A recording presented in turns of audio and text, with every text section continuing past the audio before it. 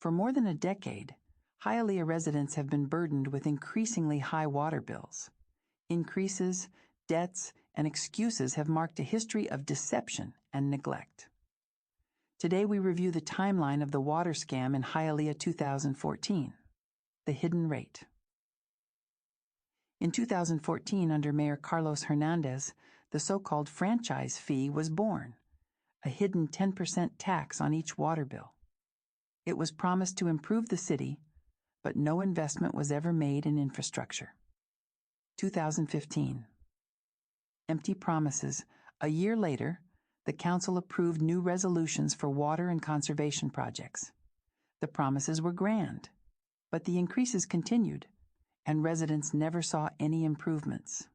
2019. A reduction that didn't provide relief.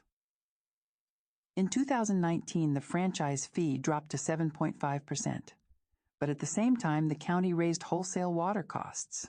The result: bills kept rising, and people were paying more for less. 2021, pandemic and increases.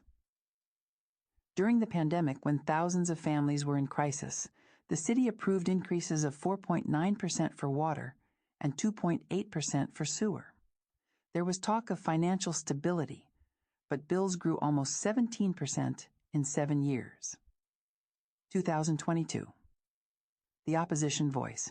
That same year, Bryan Calvo came to the council as a voice of opposition. He was the only one to denounce irregularities and request audits to curb abuses. From day one, he confronted those who remained silent and obeyed. 2023. The clash with Bovo. With Esteban Bovo as mayor, the story changed tone. Calvo accused Bovo of abuse of power, claiming he was blocked from accessing public information. Meanwhile, the other council members remained silent, aligned with those in power. 2024. The $1 million debt. In 2024, the debt owed to the county reached $18 million. Bovo proposed suspending the franchise fee, but it was too late.